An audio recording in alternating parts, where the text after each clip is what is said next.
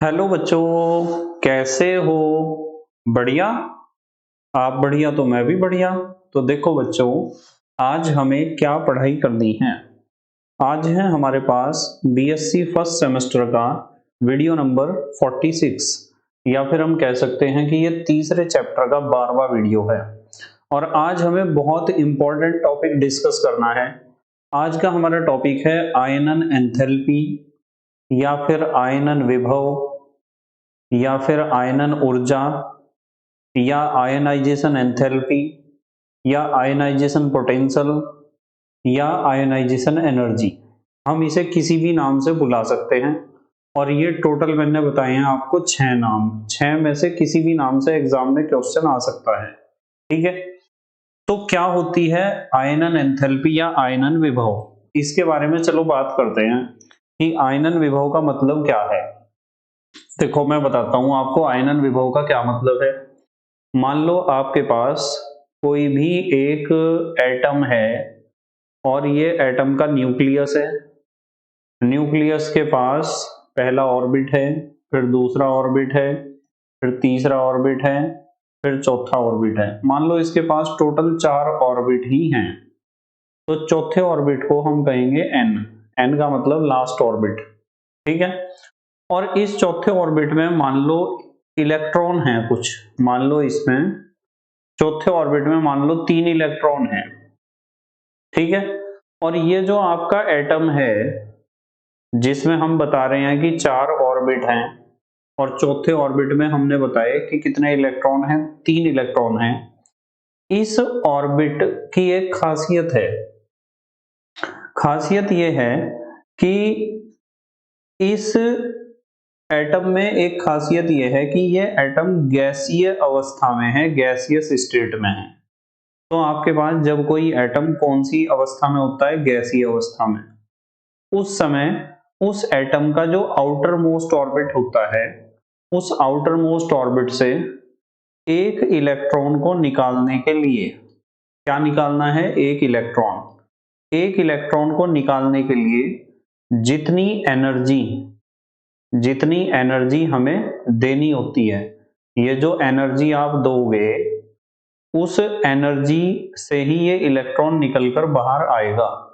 उस एनर्जी को ही हम कहते हैं आयोनाइजेशन पोटेंशियल, या आयोनाइजेशन एनर्जी, या आयोनाइजेशन एंथैल्पी, या आयनन विभव।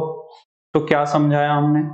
हमने समझा है कि आपके पास कोई भी एटम है, कोई भी क्या है, एटम। उस एटम के लिए एक शर्त है कि वो एटम कौन सी अवस्था में होना चाहिए, गैसियस अवस्था में होना चाहिए, गैसियस स्टेट में होना चाहिए। ठीक है। वो कौन से स्टेट में होना चाहिए, गैसियस स्टेट में, अर्थात गैसीय अवस्था में। फिर आपको क्या करना है, उस एटम में से ए माइनस करना है एक इलेक्ट्रॉन। उस एटम में से एक इलेक्ट्रॉन माइनस करना है, निकालना है। तो उसे निकालने के लिए आपको जितनी एनर्जी देनी पड़ेगी, यानी प्लस करनी पड़ेगी, एटम को जितनी एनर्जी आपको देनी पड़ेगी, उस एनर्जी को ही आप कहोगे आयोनाइजेशन पोटेंशियल। क्या कहोगे, आयोनाइजेशन पोटेंशियल। बताओ समझ में आई क्या बात? ठीक है, समझ में आई बात। मतलब यहाँ जो है बच्चे ज्यादातर कहते हैं कि आपके पास कोई भी एटम है, और उस एटम के आउटर मोस्ट ऑर्बिट में से एक इलेक्ट्रॉन निकालना है। एक इलेक्ट्रॉन निकालने के लिए जितनी एनर्जी चाहिए, जितनी ऊर्जा की आवश्यकता है, उस ऊर्जा को ही हम आयनन विभव कहते हैं।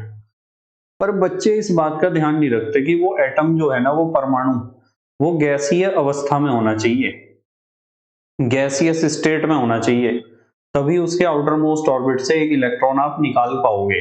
ठीक है। कैसे निकाल पाओगे उसके बारे में भी बात करेंगे। अभी तो हम यहाँ समझेंगे, ध्यान से समझना जो जो बातें मैं आपको समझाऊंगा। डेफिनेशन मैंने आपको क्लियर कर दी। डेफिनेशन ये है, किसी परमाणु की गैसीय अवस्था में, देखो साफ लिखा हुआ है कौन सी अवस्था में, गैसीय अवस्था में।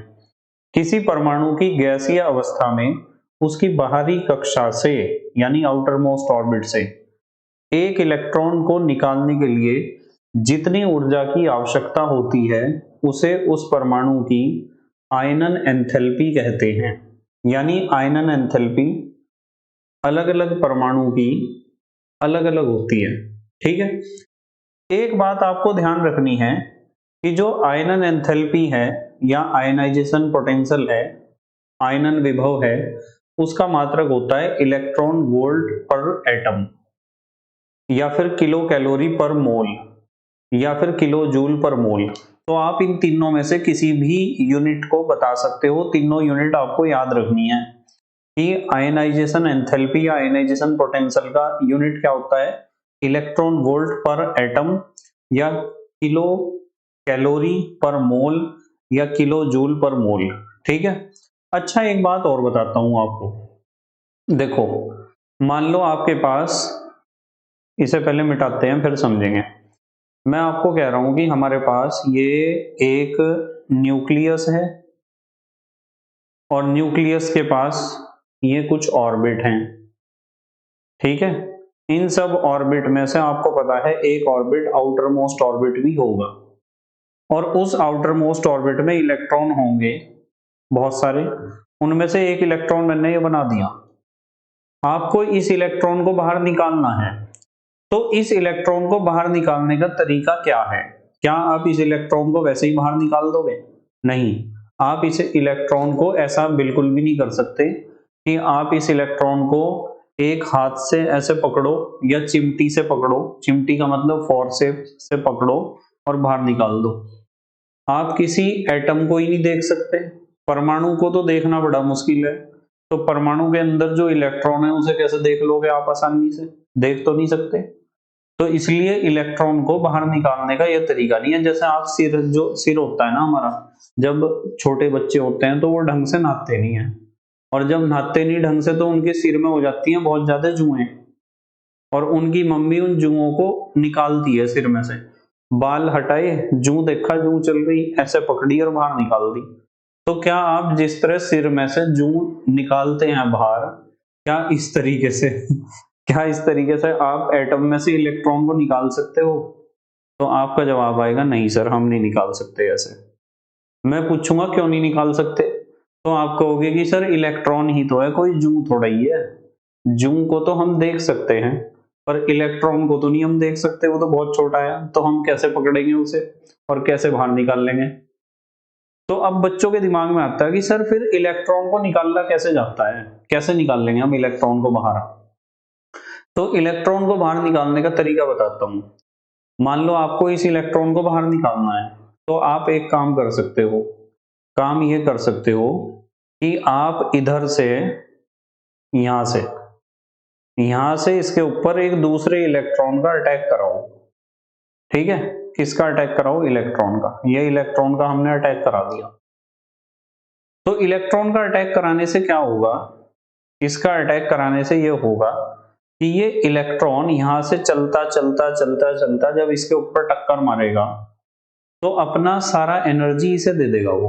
वो इलेक्ट्रॉन जिसका अटैक हमने इस एटम के ऊपर किया है, वो इलेक्ट्रॉन कोई ना कोई से आउटर मोस्ट ऑर्बिट में उपस्थित इलेक्ट्रॉन पर ही टकराएगा। अंदर वाले ऑर्बिट में वो कुछ नहीं कर सकता, क्योंकि ये जो आउटर मोस्ट ऑर्बिट में इलेक्ट्रॉन घूम रहे हैं ना, इनके घूमने का स्पीड इतना फास्ट है कि इन्होंने एक स्क्रीन बना रखी है, एक पर्दा बना रखा है।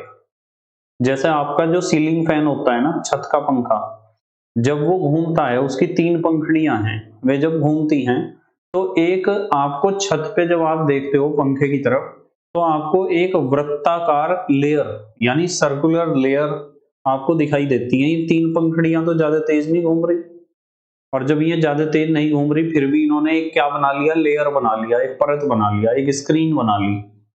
यदि आप एक चौक को उठा के, पंखे चलते हुए फुल स्पीड में पंखा चल रहा है और आपके पास एक चौक का टुकड़ा है, उस चौक के टुकड़े उठा के आपने पंखे के ऊपर ऐसा मारा, तो वो चौक का टुकड़ा पंखे के आर पार नहीं जा पाएगा, वो पंखे की पंखड़ियों से ही टकराएगा। ये बात कंफर्म है बिल्कुल। ठीक है, तो कुल मिला के बात यह है कि जब इतनी कम स्पीड से चलता हुआ पंखा ही एक लेयर बना लेता है, तो इलेक्ट्रॉन की तो बहुत ज्यादा स्पीड हाई है, और इलेक्ट्रॉन की स्पीड हाई है तो इलेक्ट्रॉन तो एक बहुत बड़ा लेयर बनाएगा, और बड़ा खतरनाक वाला लेयर बनाएगा। तो बाहर से जिस इलेक्ट्रॉन का आपने अटैक करा वो इलेक्ट्रॉन आउटर मोस्ट ऑर्बिट के इलेक्ट्रॉन से ही टकराएगा, ना कि पेनल्टीमेट ऑर्बिट में वो एंट्री कर सकता है। नहीं आ रही समझ में बात? तो आउटर मोस्ट ऑर्बिट के इलेक्ट्रॉन से टकराएगा, और जब ये आउटर मोस्ट ऑर्बिट के इलेक्ट्रॉन से टकराएगा तो अपनी एनर्जी इसे देगा, और जैसे ही इसे अपनी एनर्जी देगा तो इस इलेक्ट्रॉन को जिसे एनर्जी मिली है उसकी स्पीड और भी ज्यादा बढ़ जाएगी। ठीक है, स्पीड क्या होगी इसकी? बढ़ जाएगी। आपको पता है कि ये इलेक्ट्रॉन नॉर्मली क्या कर रहा है? ये इलेक्ट्रॉन नॉर्मली मान लो इस डायरेक्शन में चल रहा है, इस डायरेक्शन में, तो इस इलेक्ट्रॉन का एक वेग है, एक वेलोसिटी है v, इसका एक मास भी है, इसमें द्रव्यमान भी है m, मैंने लिख दिया इसका द्रव्यमान m है।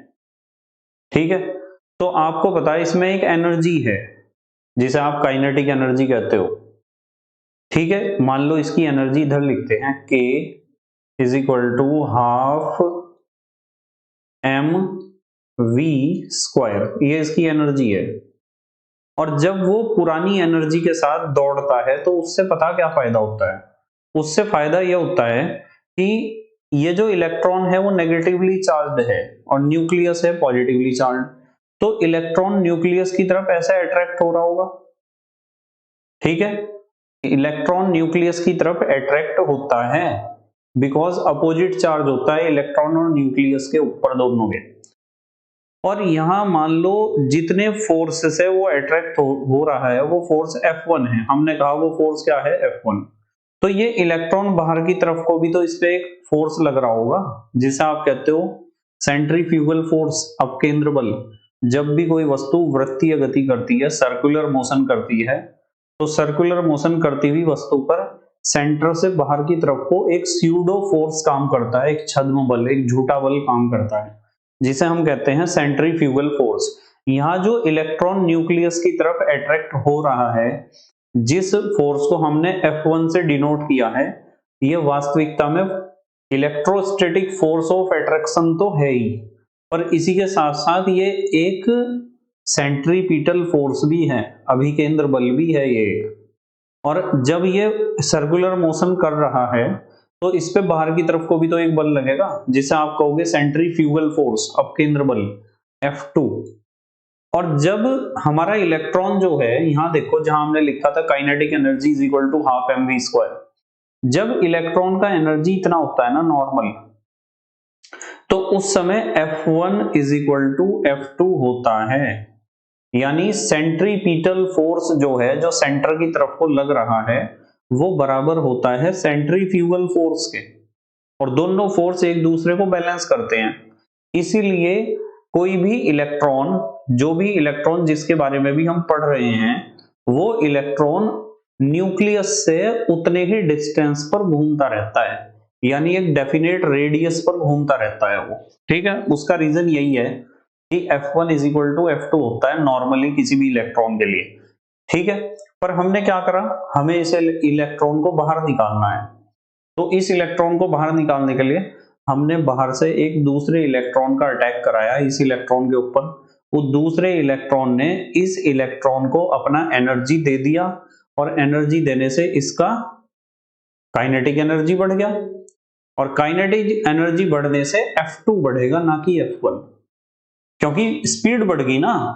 और आपको पता है, आपने एक चीज पढ़ी होगी कि जो ये फोर्स होता है ना सेंट्रीफ्यूगल फोर्स F2, वो होता है mv स्क्वायर अपॉन r के बराबर, F is equal to mv square upon r।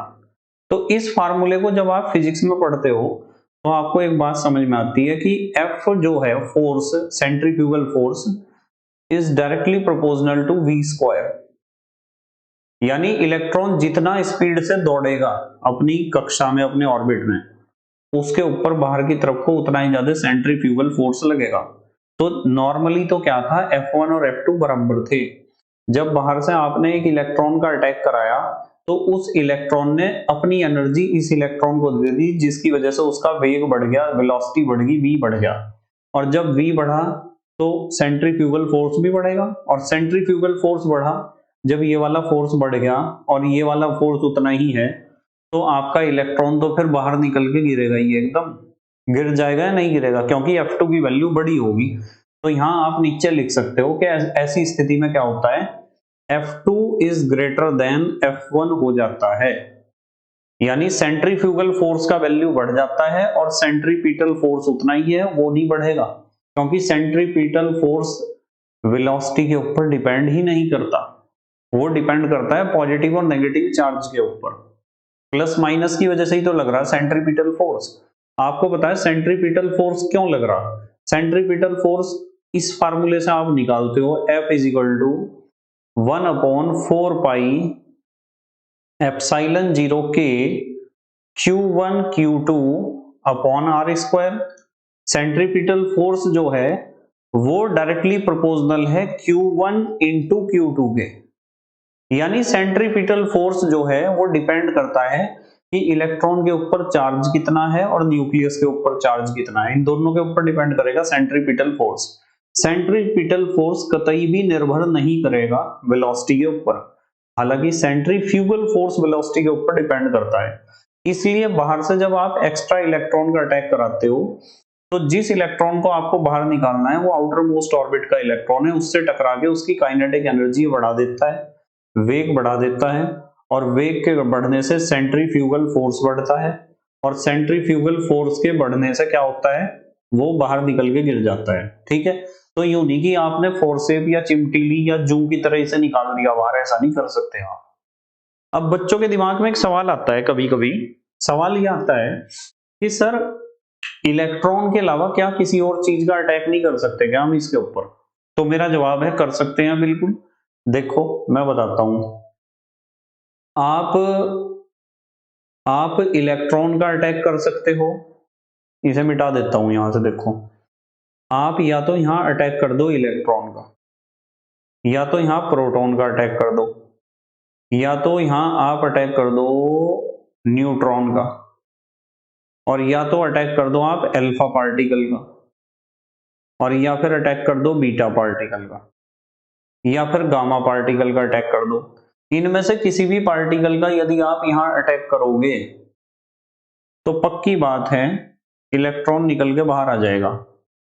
पर एग्जाम में इस तरह का सवाल भी आता है कि which one of the following particle is best for the ionisation of an atom. किसी भी एटम के को आयनित करने के लिए, यानी उसके आउटर मोस्ट ऑर्बिट में से एक इलेक्ट्रॉन निकालने के लिए electron, proton, neutron, alpha particle, beta particle और गामा, इन तीनों में से सबसे बढ़िया कौन सा है? यदि इस तरह का सवाल आया तो आपका जवाब क्या होगा? कुछ बच्चे कहेंगे कि सर इलेक्ट्रॉन बहुत बढ़िया पार्टिकल है आयोनाइजेशन के लिए, कुछ बच्चे कहेंगे कि प्रोटॉन बहुत बढ़िया पार्टिकल है जी, कुछ बच्चे कहेंगे न्यूट्रॉन बहुत बढ़िया पार्टिकल है, कुछ कहेंगे अल्फा पार्टिकल से अटैक कराओ, कुछ बीटा से कहेंगे और कुछ गामा से। तो मैं बताता हूं आपको, देखो वन बाय वन हम इन सारे पॉइंट्स को डिस्कस करेंगे। मान लो हम इलेक्ट्रॉन से अटैक कराते हैं, तो इलेक्ट्रॉन के ऊपर कैसा चार्ज है? नेगेटिव। और ये जो इलेक्ट्रॉन आउटर मोस्ट ऑर्बिट में घूम रहे हैं इनके ऊपर भी कैसा चार्ज है? नेगेटिव। और आपको पता है नेगेटिव चार्ज को क्या करता है? रिपेल करता है। तो इसलिए इलेक्ट्रॉन जहां से आपने छोड़ा, यानी इलेक्ट्रॉन गन से आपने इलेक्ट्रॉन छोड़ा है, वो जितनी स्पीड से आपने छोड़ा होगा ना, उतनी स्पीड से जाके टक्कर नहीं मारने का वहां, क्योंकि जितना पास आएगा ये आउटर मोस्ट ऑर्बिट के इलेक्ट्रॉन जिनके ऊपर उसे टक्कर मारनी है, वही उसे अपने नजदीक आने से रोकेंगे, धक्का देंगे उसे पीछे की तरफ। तो यहां तक पहुंचते पहुंचते ब्रेक लगेंगे उसमें, और जितनी तेजी से टकराना चाहिए उतनी तेजी से नहीं टकराएगा। तो electron is not a best particle for the ionisation of an atom. अब यदि प्रोटॉन की बात करो, तो बेटे प्रोटॉन के ऊपर कैसा चार्ज है? Positive charge. तो पॉजिटिव चार्ज इलेक्ट्रॉन से तो अट्रैक्ट होगा, पर जो ये न्यूक्लियस है ना, इस न्यूक्लियस का तो दुश्मन है प्रोटॉन, न्यूक्लियस इसे धक्का देगा बाहर की तरफ को। तो प्रोटॉन को भी जितनी स्पीड से आप ट्रिगर करोगे उतनी स्पीड से वो टक्कर नहीं मार सकता है, हाँ ये गारंटी है इस बात की। ठीक है, इसलिए प्रोटॉन भी बेस्ट पार्टिकल नहीं है। अब यदि आप न्यूट्रॉन की बात करो, न्यूट्रॉन इसके ऊपर तो कोई चार्ज ही नहीं है, और जब इसके ऊपर कोई चार्ज नहीं है, कोई आवेश नहीं है, तो ना तो इसकी दुश्मनी इलेक्ट्रॉन से है और ना ही इसकी दुश्मनी न्यूक्लियस से है। आप जितनी स्पीड से इसे यहां से ट्रिगर करोगे ना, उतनी स्पीड से ही जाके इसे टक्कर मारनी है इलेक्ट्रॉन्स पर। तो मेरे हिसाब से ये सबसे अच्छा पार्टिकल है आयनाइजेशन के लिए, न्यूट्रॉन। अब यदि आप अल्फा पार्टिकल की बात करते हो तो अल्फा के ऊपर तो आपको पता है 2 इकाई धनावेश होता है, 2 यूनिट पॉजिटिव चार्ज। तो इसे तो दिक्कत हो जाएगी, पक्की बात है, न्यूक्लियस इसे पास नहीं आने देगा उतनी स्पीड से। बीटा पार्टिकल बिल्कुल ऐसा है जैसा इलेक्ट्रॉन है, जब इलेक्ट्रॉन ही नहीं इस काम को ढंग से कर पाया तो बीटा पार्टिकल कहां से कर लेगा।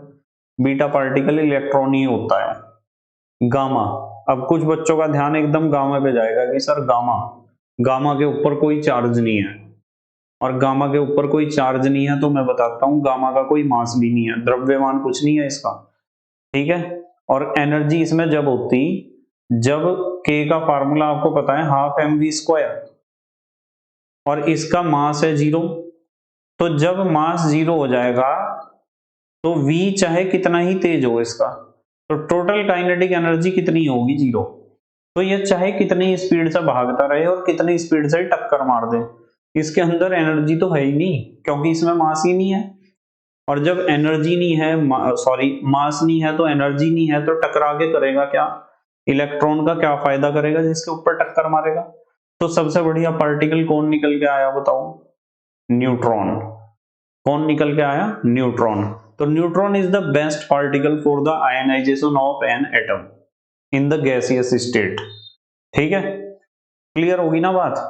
चलो अगली बात करते हैं। अब देखो, हम एक बात यहां मैं आपको और बताना चाहता हूं, फिर आगे की बात करेंगे।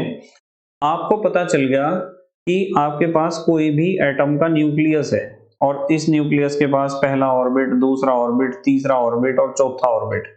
चौथे ऑर्बिट में मान लो 4 इलेक्ट्रॉन हैं, ऐसा हमने मान लिया। तो आपने इसे एनर्जी दी, और एनर्जी देने से माइनस हो गया 1 इलेक्ट्रॉन, ठीक है। अब यदि आप इसे और भी ज्यादा एनर्जी देते हो दोबारा, तो एक और इलेक्ट्रॉन निकल सकता है, फिर और एनर्जी दोगे तो एक और इलेक्ट्रॉन निकल सकता है। मतलब आप जितना एनर्जी देते जाओगे उतने इलेक्ट्रॉन निकलते जाएंगे। मुझे एक बात समझानी है, जैसे मैं आपको कहूं कि मान लो मेरे पास एल्यूमिनियम है, एल्यूमिनियम का एक एटम, और ये गैसीय अवस्था में है। आपने इसे एनर्जी दी प्लस ई, एनर्जी दी, उससे माइनस हुआ इलेक्ट्रॉन, इलेक्ट्रॉन निकला, तो अब ये बन गया Al positive ion gaseous state में। फिर आपने इसे और एनर्जी दी, प्लस करा एनर्जी, तो फिर एक और इलेक्ट्रॉन निकल गया, अब बन गया ये Al double positive ion gaseous state में। आपने फिर दोबारा इसे एनर्जी दी, और एनर्जी देने से फिर एक इलेक्ट्रॉन और निकल गया, अब बन गया Al triple positive ion gaseous state में। तो मतलब आप किसी भी एटम को बारी बारी से जितना एनर्जी देते जाते हो ना, उतने इलेक्ट्रॉन उसमें से निकलते जाते हैं। पहला इलेक्ट्रॉन निकालने के लिए, ध्यान से समझना, पहला इलेक्ट्रॉन निकालने के लिए जितना एनर्जी दिया जाता है उसे कहते हैं प्रथम आयनन विभव, यानी आयनाइजेशन पोटेंशियल फर्स्ट, या फर्स्ट आयनाइजेशन पोटेंशियल। फिर दूसरा यानी अगला इलेक्ट्रॉन निकालने के लिए जितनी एनर्जी दी जाती है उसे कहते हैं आयनाइजेशन पोटेंशियल सेकंड, या द्वितीय आयनाइजेशन पोटेंशियल, या द्वितीय आयनन विभव। तीसरा इलेक्ट्रॉन निकालने के लिए जितना एनर्जी दिया जाता है उसे कहते हैं आयनाइजेशन पोटेंशियल थर्ड। तो जितना ज्यादा आप एनर्जी दोगे बारी बारी से उतना इलेक्ट्रॉन निकलेगा। पर मैं आपकी नॉलेज के लिए एक बात बताता हूं कि जो आपका प्रथम आयनन विभव होता है ना, वो सबसे कम होता है। फर्स्ट आयनाइजेशन पोटेंशियल कम होगा, इससे ज्यादा होगा सेकंड आयनाइजेशन पोटेंशियल, यानी ज्यादा एनर्जी देनी पड़ेगी, और थर्ड आयनाइजेशन पोटेंशियल उससे भी ज्यादा होगा। समझ रहे हैं आप। और ऐसा नहीं होने का कि आप एक एटम में से इलेक्ट्रॉन निकालते ही जा रहे और एटम को बिल्कुल खाली कर दिया आपने, ऐसा नहीं होने का कभी भी, ठीक है। ज्यादा से ज्यादा आप 3 इलेक्ट्रॉनों तक आसानी से निकाल सकते हो, 3 के बाद चौथे इलेक्ट्रॉन को निकालना बड़ा मुश्किल है। अब सवाल खड़ा हुआ होगा आपके दिमाग में, सर क्यों? इसका आंसर मैं आपको दैनिक जीवन से जोड़ के दे रहा, ध्यान से समझिए जरा। मान लो आपको पता है कि हम किसी एटम में से बारी बारी से एनर्जी देकर इलेक्ट्रॉन निकालते हैं, ठीक है। पहला इलेक्ट्रॉन निकालने के लिए कम एनर्जी देनी पड़ती है, इसलिए हम कहते हैं फर्स्ट आयनाइजेशन पोटेंशियल की वैल्यू सबसे कम होती है। दूसरा इलेक्ट्रॉन निकालने के लिए थोड़ा ज्यादा एनर्जी देना पड़ता है, तो इसलिए हम कहते हैं सेकंड आयनाइजेशन पोटेंशियल की वैल्यू थोड़ी ज्यादा होती है।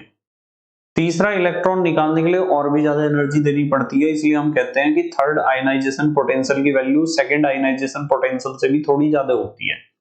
ठीक है, पर ये प्रोसेस रेगुलर नहीं चलेगी। ठीक है, जैसे मैं एक एग्जांपल दे रहा हूं आपको दैनिक जीवन से जुड़ा हुआ। मान लो आपके जो पापा हैं, आपके जो पिताजी हैं, फादर हैं, वो एक एटम है, एक परमाणु है। ठीक है, एटम बोल रहा मैं, आइटम नहीं बोल रहा। आपके पापा, आपके पिताजी एक एटम है, एक परमाणु है, और आप जो है एनर्जी देने वाले कोई यंत्र हो, उपकरण हो जो एनर्जी दोगे। ठीक है, यानी आपके पापा तो हैं एटम, और उनके पॉकेट में, उनकी जेब में जो 100 के नोट रखे हुए हैं वे हैं इलेक्ट्रॉन। तो आप पापा के पास गए, पापा के पास जाके आपने कहा कि पापा मुझे बुक लेनी है या नोटबुक लेनी है, मुझे 100 रुपए दे दो। तो आपके पापा 100 रुपए निकाल के पॉकेट में से आपको दे देंगे। ठीक है, आप उन 100 रुपए को लेके जो भी कुछ कर रहे 1 घंटे बाद खर्च करके आ गए। यानी पहला 100 का नोट निकालने के लिए बहुत कम मेहनत करनी पड़ी, कम एनर्जी देनी पड़ी। अब आपने क्या काम करा, उस 100 के नोट को आपने खर्च कर दिया। 1 घंटे बाद दोबारा फिर आ गए, पापा मुझे पेंसिल बॉक्स भी लेना था, ये भी लेना था, वो भी लेना था। तो आप यूं कह रहे पापा को कि 100 रुपए और दे दो मुझे। तो मुझे यूं बताओ, जब आपने पहली बारी में 100 रुपए लिए थे, उन्हें लेने के लिए ज्यादा मेहनत आपको करनी पड़ी थी, या दूसरी बार जब 100 रुपए लोगे तो ज्यादा मेहनत करनी पड़ेगी? तो आपकी समझ में आ रही होगी ये बात कि दूसरी बार जब 100 रुपए आप अपने पापा से लोगे तो आपको ज्यादा मेहनत करनी पड़ेगी 100 रुपए लेने के लिए। तो सेकंड आयनाइजेशन पोटेंशियल की वैल्यू हमेशा ज्यादा होती है फर्स्ट आयनाइजेशन पोटेंशियल से। पहला इलेक्ट्रॉन निकालने के लिए कम एनर्जी की जरूरत होती है, और दूसरा इलेक्ट्रॉन निकालने के लिए ज्यादा एनर्जी की जरूरत होती है। ठीक है, अब आपने 100 रुपए जैसे कैसे ले लिए पापा से दूसरी बार, यानी दूसरा इलेक्ट्रॉन निकलवा लिया। 100 का नोट हम इलेक्ट्रॉन के समकक्ष मान के चल रहे। अब क्या हुआ, आप 1 घंटे बाद उसे खर्च करके फिर आ गए। अब आपको तीसरा 100 का नोट पापा से लेना है, तो मुझे बताओ कि मेहनत ज्यादा करनी पड़ेगी या नहीं करनी पड़ेगी? करनी पड़ेगी ना। शायद कोई खतरनाक बहाना बनाना पड़े, आप कोई खतरनाक बहाना बनाओगे और पापा को कहोगे कि पापा मुझे जो है ना सर का फोन आया था और सर ने कहा था कि मुझे आज प्रोजेक्ट बनाना पड़ेगा, उसके लिए सामान चाहिए और आप प्लीज मुझे 100 रुपए और दे दो। तो जो भी सामान आपने, जो भी बहाना बनाया, मुझे पता है और आपको भी पता है कि तीसरी बार 1 घंटे बाद 100 का नोट मिलना बहुत मुश्किल होगा, बहुत ही ज्यादा मुश्किल। इस बार शायद आपको हाथ जोड़ के रोना पड़ जाए, या यूं कहना पड़ जाए कि मेरे नंबर कटेंगे, मेरी पिटाई होगी स्कूल में, प्लीज 100 का नोट दे दो और जरूरत है। तो तीसरी बार आप 100 का नोट जब लोगे तो बहुत ज्यादा एनर्जी लगानी पड़ेगी आपको। फिर शायद ऐसा हो सकता है कि आपको डांट पड़े बहुत ज्यादा, और फिर आपको तीसरा 100 का नोट मिले। आप उस 100 के नोट को ले जाओ, खर्च करके 1 घंटे बाद आ जाओ, और फिर आपको चौथा 100 का नोट लेके दिखाना पापा से अपने। जब चौथा 100 का नोट, अब मम्मी पापा दोनों में से जो भी खतरनाक है उसकी बात कर रहा मैं, जरूरी नहीं किसी के पापा बहुत अच्छे होते हैं, मम्मी इतनी अच्छी नहीं होती है, और किसी की मम्मी अच्छी होती है, पापा नहीं इतने अच्छे होते, दोनों में से कोई एक खतरनाक होता है। तो आप तीसरा 100 का नोट लो, खर्च करो, 1 घंटे बाद आ जाओ, पापा के सामने खड़े हो जाओ और कहो कि पापा प्लीज मुझे 100 रुपए और चाहिए। तो बताओ क्या होगा, क्या होगा बताओ? जब आप चौथी बार 100 का नोट उनसे लेने जाओगे तो शायद ऐसा हो कि आपकी दुर्दशा हो जाए और आपकी पिटाई हो जाए जबरदस्त तरीके से। तो बताओ क्या फायदा होगा? तो इसी तरीके से हम किसी भी एटम में से इलेक्ट्रॉन जो पहला निकालते हैं ना, उसमें बहुत कम एनर्जी देनी पड़ती है, दूसरे में थोड़ी ज्यादा, तीसरा इलेक्ट्रॉन निकालने में और भी ज्यादा। और ऐसा नहीं होता कि आप इलेक्ट्रॉन निकालते ही जाओगे और वहां से मिलते ही रहेंगे इलेक्ट्रॉन। यूं समझो कि वो जो परमाणु है, जो एटम है, वे आपके पापा हैं, और जो इलेक्ट्रॉन आप निकाल रहे हैं वे 100 के नोट हैं। अब आप कंसेप्ट को समझ जाओगे बिल्कुल। इसलिए मैंने यहां लिखा है, मैंने लिखा है कि आयनाइजेशन पोटेंशियल फर्स्ट जो होता है वो सबसे कम होता है, और सेकंड आयनाइजेशन पोटेंशियल की वैल्यू उससे ज्यादा है, थर्ड की उससे ज्यादा है, फोर्थ की यदि कहीं चौथा इलेक्ट्रॉन निकल रहा जोर जबरदस्ती में, तो इसका जो फोर्थ आयनाइजेशन पोटेंशियल होगा किसी का भी वो उससे ज्यादा होगा, एंड सो ऑन। पर ऐसा होता नहीं कि आप खाली कर दोगे एटम को, बिल्कुल ऐसा नहीं होता है। समझ में आई ना बात? अब देखो जरा ध्यान से देखना, बिल्कुल ध्यान से देखो। यहां लिखा हुआ है कि मान लो एक एक एटम है गैसियस स्टेट में, मेटल एटम है तो m से लिख दिया, उसे आप m पॉजिटिव में कन्वर्ट कर रहे हैं। m पॉजिटिव में कन्वर्ट करने का मतलब उसमें से आपने एक इलेक्ट्रॉन निकालना है, पहला इलेक्ट्रॉन निकालना है, तो m पॉजिटिव में कन्वर्ट हुआ। दूसरा निकाल लोगे फिर एक इलेक्ट्रॉन, तो वो m पॉजिटिव कन्वर्ट हो जाएगा m डबल पॉजिटिव में, और तीसरा फिर एक इलेक्ट्रॉन निकाल लोगे तो m डबल पॉजिटिव कन्वर्ट हो जाएगा m ट्रिपल पॉजिटिव में। सारे गैसियस स्टेट में है। तो पहला इलेक्ट्रॉन निकालने में आवश्यक ऊर्जा को कहते हैं फर्स्ट आयनाइजेशन पोटेंशियल। फिर उसमें से दूसरा इलेक्ट्रॉन निकालने के लिए जो आवश्यक ऊर्जा होती है उसे कहते हैं सेकंड आयनाइजेशन पोटेंशियल, और तीसरा इलेक्ट्रॉन निकालने के लिए जो आवश्यक ऊर्जा होती है उसे कहते हैं थर्ड आयनाइजेशन पोटेंशियल। बताओ समझ में आई क्या बात? ठीक है। तो यदि कोई पूछता है ना प्रथम आयनन विभव क्या है, द्वितीय आयनन विभव क्या है, तृतीय आयनन विभव क्या है, तो आंसर दे दोगे।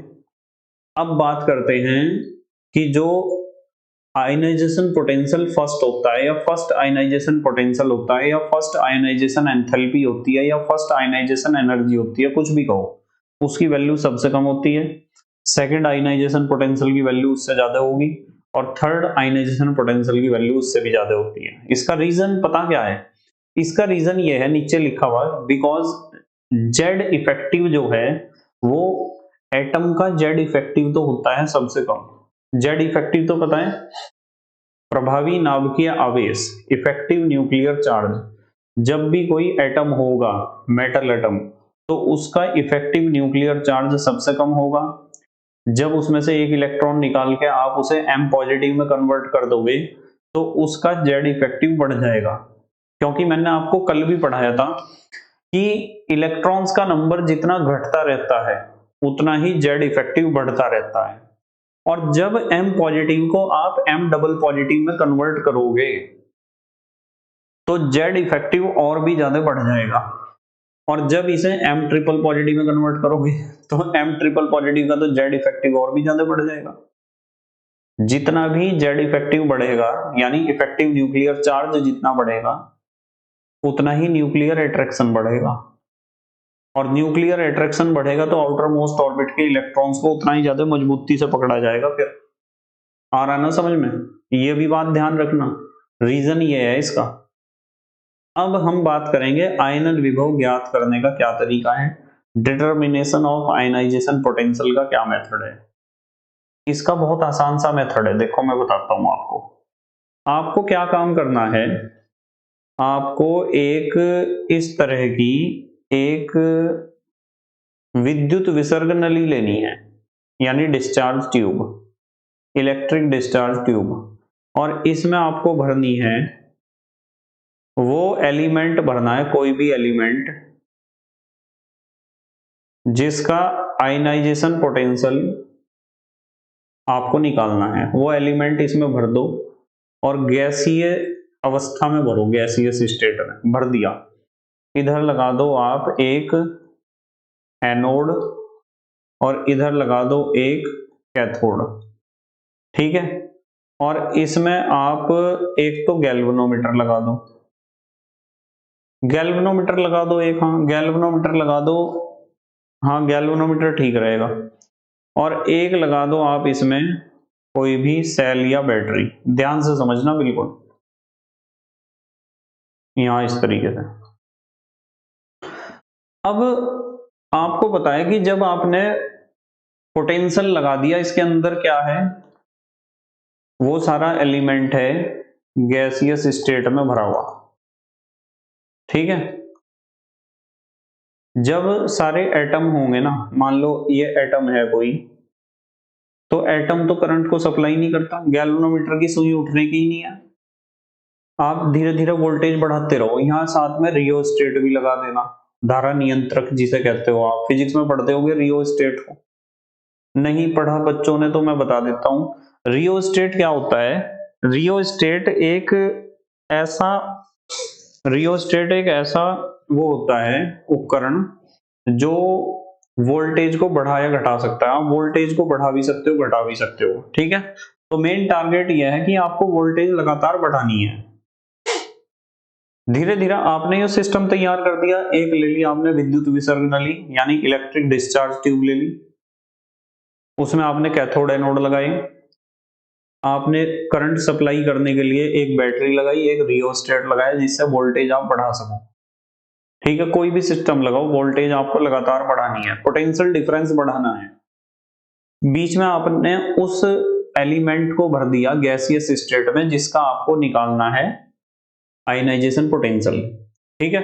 अब आप वोल्टेज को जैसे जैसे बढ़ाओगे, जब तक ये अंदर रहेंगे परमाणु के रूप में, एटम के रूप में, तब तक करंट सप्लाई नहीं होने का। आप देखोगे कि जब लगातार आप वोल्टेज बढ़ा रहे, तो वोल्टेज बढ़ाने से क्या होता है कि एक समय ऐसा आएगा कि एकदम गैल्वेनोमीटर में, या फिर आप एम्पियर मीटर लगा सकते हो, यदि आपको धारा को नापना है कि कितनी धारा बह रही है तो आप एम्पियर मीटर लगा सकते हो। तो एम्पियर मीटर में आप देखोगे कि करंट एकदम, करंट की वैल्यू बढ़ी, बीच में आपको वोल्टेज बढ़ाते बढ़ाते एक समय ऐसा आएगा कि करंट की वैल्यू बढ़ गई, बहुत ज्यादा धारा बहुत ज्यादा प्रवाहित होगी। ऐसा पता कब होगा? ऐसा तब होगा जब ये एटम जो है ना, हमारे एटम अंदर, इसके मैं बाहर ही समझा रहा, इसके अंदर जो एटम है, जैसे ही पहला इलेक्ट्रॉन निकलेगा ना, तो वो एटम के ऊपर पॉजिटिव चार्ज आ जाएगा, और इलेक्ट्रॉन जितने भी निकलेंगे वे तो सब दौड़ेंगे, जितने भी इलेक्ट्रॉन बाहर निकले वे तो दौड़ेंगे इधर, और जितने भी पॉजिटिव वाले आयन बनेंगे वे सब इधर दौड़ेंगे। तो यूं बताओ कि जब इसमें खाली गैस के एटम्स भरे हुए थे तब तो करंट सप्लाई नहीं होना था, पर जैसे ही वोल्टेज बढ़ाने से इलेक्ट्रॉन निकल के बाहर गिरे, तुरंत इलेक्ट्रॉन निकले तो वे दौड़ेंगे पॉजिटिव वाली प्लेट की तरफ, और जो आपके कैटायंस हैं, जो धनायन बने हुए, दौड़ेंगे नेगेटिव वाली प्लेट की तरफ। इसका मतलब नली में करंट बहना शुरू हो जाएगा, इसमें ट्यूब में, डिस्चार्ज ट्यूब में करंट बहना शुरू हो जाएगा, और आपका एम्पियर मीटर या गैल्वेनोमीटर जो है उसकी सुई एकदम उठेगी, और जब सुई उठेगी तो पता चलेगा कि हाँ, इस समय वोल्टेज देख लो कितनी है, कितनी वोल्टेज पे ऐसा हुआ। जितनी वोल्टेज पे ऐसा हुआ ना, उसे ही आप कहोगे आयनाइजेशन पोटेंशियल फर्स्ट। बताओ समझ में आई क्या बात? फिर वोल्टेज बढ़ाते रहो, बढ़ाते रहो, बढ़ाते रहो, बढ़ाते रहो, फिर एक समय फिर ऐसा आएगा कि एकदम करंट की वैल्यू फिर बढ़ेगी दोबारा भी बाद में, और जैसे ही करंट की वैल्यू बढ़ेगी तो उस वोल्टेज को नोट करो और कहो कि ये IP2 है, आयनाइजेशन पोटेंशियल सेकंड है। तो प्रथम आयनन विभव पहली बार जब करंट की वैल्यू बढ़ी थी जब मिलेगा, द्वितीय आयनन विभव तब मिलेगा जब दूसरी बार करंट की वैल्यू बढ़ेगी, और तृतीय आयनन विभव तब मिलेगा जब तीसरी बार करंट की वैल्यू बढ़ेगी। इस तरह आपको निकालना है आयनाइजेशन पोटेंशियल, ठीक है। देखो, आयनन विभव ज्ञात करना है, डिटर्मिनेशन ऑफ आयनाइजेशन पोटेंशियल। तत्व की वाष्प को यानी गैसियस स्टेट में एक डिस्चार्ज ट्यूब में भरकर उसके इलेक्ट्रोड्स पर एक वोल्टेज अप्लाई करते हैं। अब वोल्टेज को धीरे धीरे बढ़ाते हैं। जिस वोल्टेज पर बहने वाले करंट का मान बढ़ता है वह IP फर्स्ट होता है, यानी आयनाइजेशन पोटेंशियल फर्स्ट होता है। फर्स्ट आयनाइजेशन पोटेंशियल भी आप कह सकते हो। अब फिर वोल्टेज को बढ़ाते रहते हैं, उन्हें जिस वोल्टेज पर करंट की वैल्यू बढ़ती है फिर दोबारा से बढ़ेगी, मैक्सिमम हो जाएगी, वह सेकंड आयनाइजेशन पोटेंशियल होता है। इसी प्रकार थर्ड आयनाइजेशन पोटेंशियल का मान भी ज्ञात कर लिया जाता है। बताओ आसान नहीं है क्या तरीका? ठीक है ना। अब हम बात करेंगे आयनन विभव को प्रभावित करने वाले कारक। कौन कौन से फैक्टर हैं जो आयनाइजेशन पोटेंशियल को अफेक्ट करते हैं? Factors affecting ionisation potential. पहला फैक्टर है साइज ऑफ एटम। अब आपके समझ में आ रहा होगा, मान लो मैं कहूं कि मेरे पास ये एक न्यूक्लियस और ये एक एटम, एक न्यूक्लियस ये है और उसका मैंने ऑर्बिट बना दिए। अब मुझे ये छोटे साइज का है, इसमें से इलेक्ट्रॉन निकालना, और ये बड़े साइज का एटम है, इसमें से इलेक्ट्रॉन निकालना। तो बताओ छोटे साइज वाले एटम में से एक इलेक्ट्रॉन निकालने के लिए ज्यादा एनर्जी देनी पड़ेगी या बड़े साइज वाले एटम में से एक इलेक्ट्रॉन निकालने के लिए ज्यादा एनर्जी देनी पड़ेगी? तो आपका जवाब बिल्कुल सही होगा। आप कहोगे कि सर जो छोटा एटम है ना उसका आउटर मोस्ट ऑर्बिट का इलेक्ट्रॉन न्यूक्लियस के ज्यादा पास है, और न्यूक्लियस के ज्यादा पास है तो न्यूक्लियस ने इसे बहुत मजबूती से पकड़ रखा होगा, इसलिए इसे बाहर निकालने के लिए आपको ज्यादा एनर्जी देनी पड़ेगी। तो और जबकि जो बड़ा एटम है उसके आउटर मोस्ट ऑर्बिट के इलेक्ट्रॉन को न्यूक्लियस ने ज्यादा मजबूती से नहीं पकड़ रखा, तो उसे निकालने के लिए आपको कम एनर्जी देनी पड़ेगी। तो इसका मतलब एक बात पता चली कि कोई भी एटम जितना छोटा होता है ना उसके आउटर मोस्ट ऑर्बिट से इलेक्ट्रॉन को निकालना उतना ही मुश्किल होता है, यानी ज्यादा एनर्जी देनी पड़ती है इलेक्ट्रॉन को निकालने के लिए। इसलिए हम कहते हैं कि जो एटम जितना छोटा है उसका आयनाइजेशन पोटेंशियल उतना ही ज्यादा होगा। ठीक है, तो हम इस बात को ऐसे भी कह सकते हैं। कैसे कह सकते हैं? जैसे यहां मैंने लिख रखा है कि ionization potential is inversely proportional to the atomic size. Atomic size जितना छोटा होगा आयनाइजेशन पोटेंशियल उतना ज्यादा होगा। रीजन मैंने आपके सामने एक्सप्लेन कर दिया, और इसी एक्सप्लेनेशन को आप लिखकर आ सकते हो लाइनों में। आप लिख सकते हो कि कोई भी परमाणु, कोई भी एटम जितना छोटा होता है उसके आउटर मोस्ट ऑर्बिट का इलेक्ट्रॉन न्यूक्लियस की तरफ उतना ज्यादा अट्रैक्ट होते हैं, या न्यूक्लियस से उतना मजबूती से बंधे हुए होते हैं। इसलिए उन इलेक्ट्रॉन्स को निकालने के लिए बहुत ज्यादा एनर्जी की जरूरत पड़ती है। इसलिए हम कहते हैं कि जो भी एटम जितना छोटा है उसका आयनाइजेशन पोटेंशियल उतना ही ज्यादा होगा। क्लियर? दूसरा फैक्टर हमें पढ़ना है न्यूक्लियर चार्ज। न्यूक्लियर चार्ज का सिनोनिम पर्यायवाची होता है न्यूक्लियर अट्रैक्शन। अब आपको पता है न्यूक्लियर अट्रैक्शन जितना ज्यादा होगा आउटर मोस्ट ऑर्बिट के इलेक्ट्रॉन न्यूक्लियस से उतनी ज्यादा मजबूती से बंधे हुए होंगे, और उन इलेक्ट्रॉन्स को निकालना उतना ही ज्यादा मुश्किल होगा, या फिर उन्हें निकालने के लिए उतना ही ज्यादा एनर्जी देना पड़ेगा। तो इसलिए हम कहते हैं कि ionization potential is directly proportional to the nuclear charge. Nuclear charge जितना होगा उतना ही अट्रैक्शन ज्यादा होगा, और जितना अट्रैक्शन ज्यादा होगा उतना ही आयनाइजेशन पोटेंशियल ज्यादा होगा। ठीक है। थर्ड फैक्टर है स्क्रीनिंग इफेक्ट।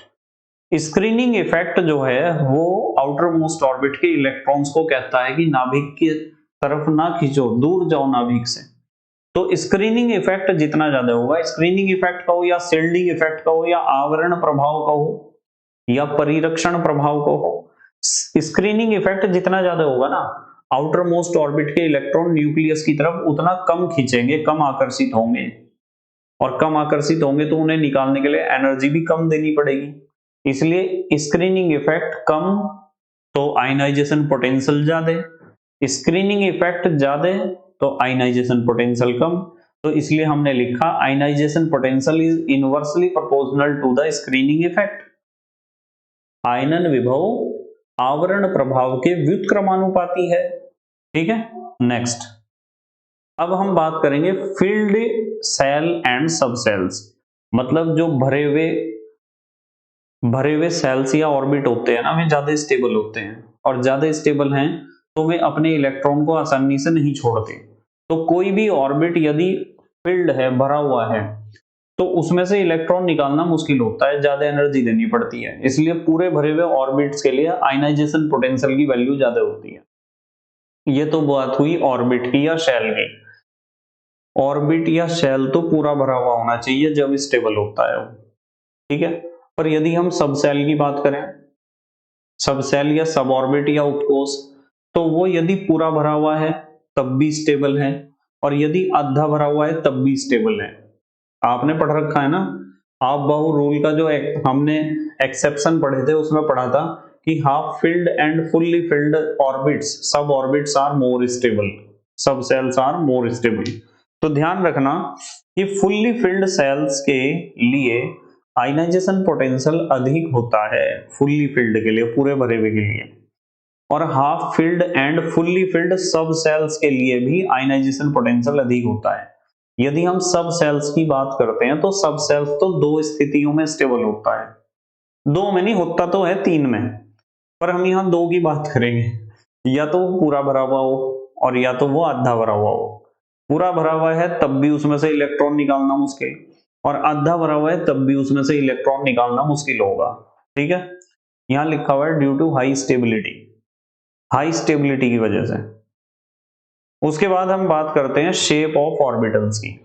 देखो, decreasing order of ionization potential for orbitals की बात करें तो s ऑर्बिटल के लिए आयनाइजेशन पोटेंशियल सबसे ज्यादा होता है, क्योंकि s ऑर्बिटल की शेप ऐसी होती है, गोल होती है ना, गोल स्फेरिकल, वो न्यूक्लियस के ज्यादा नजदीक होता है।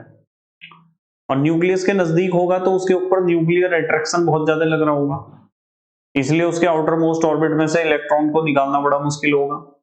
तो इसलिए s ऑर्बिटल के लिए आयनाइजेशन पोटेंशियल की वैल्यू सबसे ज्यादा होगी, p के लिए उससे कम होगी, d के लिए उससे भी कम, f के लिए उससे भी कम। इसका मतलब पता क्या है, कोई भी इलेक्ट्रॉन यदि s ऑर्बिटल में है, कोई से भी ऑर्बिट में आ जाओ आप, मान लो पांचवें ऑर्बिट में है हम, पांचवें ऑर्बिट के s ऑर्बिटल में इलेक्ट्रॉन होगा तो उसके लिए आयनाइजेशन पोटेंशियल ज्यादा होगा, और पांचवें ऑर्बिट के p ऑर्बिटल में इलेक्ट्रॉन होगा तो उसके लिए आयनाइजेशन पोटेंशियल s ऑर्बिटल वाले इलेक्ट्रॉन से कम होगा। तो आप किसी भी एक ऑर्बिट के अंदर घुसो और उसके अंदर है sp_d_f सब सेल या ऑर्बिटल, उनके अंदर जो इलेक्ट्रॉन है उनका हम एक ही ऑर्बिट के, ये चारों ऑर्बिटल हैं, एक ही ऑर्बिट के चारों ऑर्बिटल के लिए आयनाइजेशन पोटेंशियल अलग अलग होता है। वो डिपेंड करता है कि उस ऑर्बिटल का शेप कैसा है, उस कक्षक की आकृति कैसी है उसकी। ठीक है, s ज्यादा नजदीक होता है ना न्यूक्लियस के, और f होता है ज्यादा दूर। ठीक है, अब हम बात करेंगे variation of ionization potential in a group. एक ग्रुप में आयनाइजेशन पोटेंशियल कैसे बदलता है। ग्रुप में जब ऊपर से नीचे जाओगे ना आप, तो यूं बताओ नंबर ऑफ ऑर्बिट्स बढ़ेंगे या नहीं बढ़ेंगे। देखो, आप मान लो फर्स्ट ग्रुप की बात करो, फर्स्ट ग्रुप में है आपके पास Li, Na, K, Rb, Cs और Fr, ये हैं। अब आपको पता है कि इसका न्यूक्लियस और इसके पास है 2 ऑर्बिट, इसका न्यूक्लियस इसके पास है 3 ऑर्बिट, इसका न्यूक्लियस इसके पास 4 ऑर्बिट है, ये न्यूक्लियस है इसके पास 1 2 3 4 5 ऑर्बिट हैं, ये न्यूक्लियस 1 2 3 4 5 6 ऑर्बिट है, ये न्यूक्लियस 1 2 3 4 5 6 7 ऑर्बिट है। ठीक है, अब मुझे ये बताओ, इसका दूरी इतनी है, एटॉमिक रेडियस इसकी इतनी है, इसकी इतनी है, इसकी एटॉमिक रेडियस इतनी है, इसकी एटॉमिक रेडियस इतनी है, इसकी एटॉमिक रेडियस इतनी है। अब मुझे यूं बताओ कि इनमें से जब आप ऊपर से नीचे जाते हो तो दो को कंपेयर कर लो। लिथियम के आउटर मोस्ट ऑर्बिट से एक इलेक्ट्रॉन निकालना है, और यहाँ फ्रेंसियम के आउटर मोस्ट ऑर्बिट से एक इलेक्ट्रॉन को निकालना है। तो बताओ, मुझे यूं बताओ कि लिथियम के आउटर मोस्ट ऑर्बिट से एक इलेक्ट्रॉन को निकालना आसान होगा या फ्रेंसियम के आउटर मोस्ट ऑर्बिट से एक इलेक्ट्रॉन को निकालना आसान होगा। अब आप समझ गए इस बात को। लिथियम के आउटर मोस्ट ऑर्बिट से एक इलेक्ट्रॉन को निकालने के लिए बहुत ज्यादा एनर्जी देनी पड़ेगी, क्योंकि वो इलेक्ट्रॉन न्यूक्लियस के बहुत पास है, जबकि फ्रेंसियम के आउटर मोस्ट ऑर्बिट से एक इलेक्ट्रॉन निकालने के लिए इतनी एनर्जी नहीं देनी पड़ेगी, क्योंकि वो न्यूक्लियस से बहुत दूर है, न्यूक्लियस को तो उसकी खोज खबर भी नहीं है कुछ भी। तो इसका मतलब ये है कि जब आप ऊपर से नीचे आओगे ना, तो आयनाइजेशन पोटेंशियल क्या होगा, घटेगा। इसका आयनाइजेशन पोटेंशियल लिथियम का ज्यादा है, फ्रेंसियम का बहुत ही कम है। लिथियम में से इलेक्ट्रॉन को निकालने के लिए बहुत ज्यादा एनर्जी देनी पड़ेगी, जबकि फ्रेंसियम में नहीं देनी पड़ेगी इतनी ज्यादा। तो किसी ग्रुप में ऊपर से नीचे जाने पर ऑर्बिटल्स की संख्या बढ़ने के कारण न्यूक्लियर अट्रैक्शन घटता है, अतः आयनाइजेशन पोटेंशियल भी घटता है। Example, ionization potential of first group, lithium का सबसे ज्यादा, उससे कम सोडियम, उससे कम पोटेशियम, उससे कम रुबिडियम, उससे कम सीजियम, उससे कम फ्रेंसियम। किसी भी ग्रुप में यदि आप ऊपर से नीचे जाओगे ना, तो नंबर ऑफ ऑर्बिट्स बढ़ने के साथ साथ आउटर मोस्ट ऑर्बिट के इलेक्ट्रॉन्स पर न्यूक्लियर अट्रैक्शन घटता है, और न्यूक्लियर अट्रैक्शन घटेगा तो आयनाइजेशन पोटेंशियल भी घटेगा। ठीक है, अब आ जाओ आप variation of ionization potential in a period. किसी भी पीरियड में लेफ्ट से राइट जाओगे ना, तो लेफ्ट से राइट जाने पर जेड बढ़ता है, यानी एटॉमिक नंबर बढ़ता है, नंबर ऑफ सेल्स तो नहीं बढ़ते ना, सेल्स या ऑर्बिट तो उतने ही रहेंगे किसी भी पीरियड में। तो जब आप लेफ्ट से राइट चलोगे तो number of electrons, number of protons, number of neutrons बढ़ेंगे, जिसे आप कह सकते हो जेड बढ़ेगा।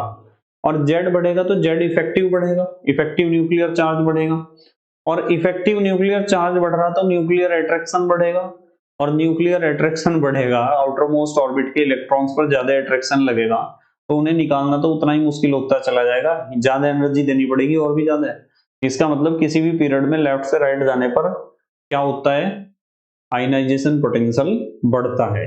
कोई चीज इधर को घट रही तो इधर को तो बढ़ेगी, इधर को घट रही तो इधर को तो बढ़ेगी, ये तो बात पक्की है। ठीक है, जो इधर को बढ़ेगा वो इधर को घटेगा, जैसे आयनिक रेडियस या एटॉमिक रेडियस इधर को बढ़ता है तो इधर को घटता है। तो यहां लिखा हुआ है किसी पीरियड में लेफ्ट से राइट जाने पर जेड बढ़ता है, जेड का मतलब एटॉमिक नंबर, जिसके कारण जेड इफेक्टिव भी बढ़ता है, इफेक्टिव न्यूक्लियर चार्ज, अतः न्यूक्लियर अट्रैक्शन बढ़ता है, जिसके कारण आयनाइजेशन पोटेंशियल भी बढ़ता है।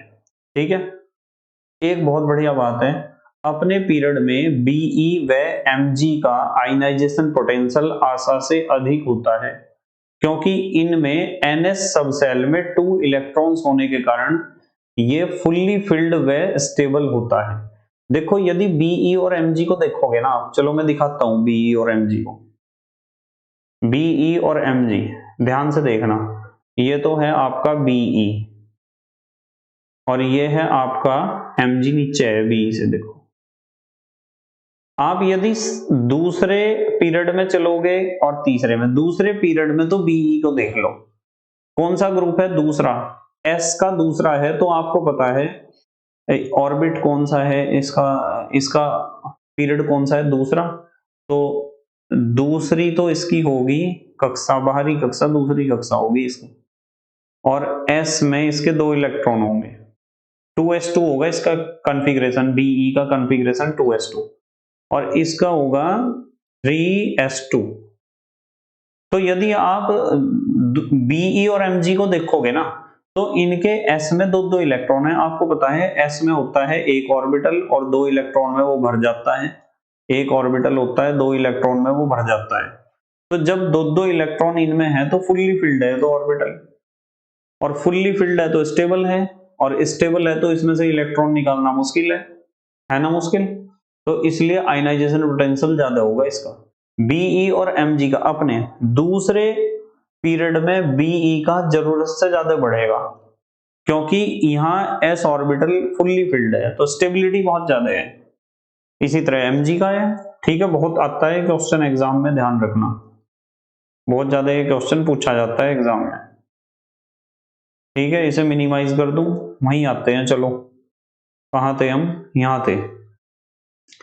अपने पीरियड में बीई व एमजी का आयनाइजेशन पोटेंशियल आशा से अधिक होता है, उम्मीद से ज्यादा, क्योंकि इनमें एनएस सबसेल में, एनएस का मतलब आउटर मोस्ट ऑर्बिट के सबसेल में 2 इलेक्ट्रॉन होने के कारण यह फुल्ली फिल्ड व स्टेबल होता है, एस ऑर्बिटल। इसी प्रकार अपने पीरियड में एन व पी का ionisation potential, first ionization potential आशा से अधिक होता है, क्योंकि इनका कॉन्फ़िगरेशन np3 होता है, np3 पी में होते हैं 1 2 3 ऑर्बिटल और 3 इलेक्ट्रॉन है, 1 2 3, तो हाफ फिल्ड है, हाफ फिल्ड है तो स्टेबल है। आपको पता है half filled and fully filled orbitals are more stable. ठीक है, हाफ फिल्ड और fully filled subshells are more stable. तो आधा भरा हुआ पी सबसेल है तो स्टेबिलिटी तो ज्यादा होगी।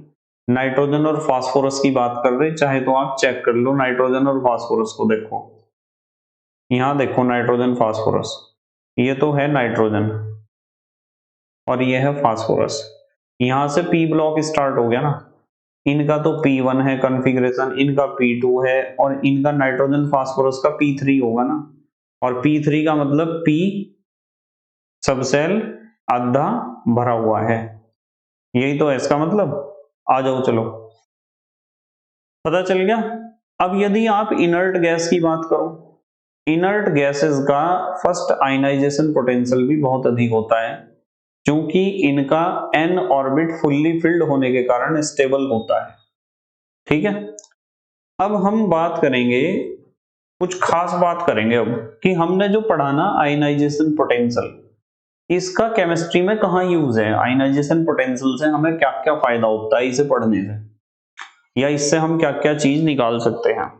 तो हमारा हेडिंग है रासायनिक व्यवहार को समझने में इसके उपयोग, या application in explaining the chemical behaviour.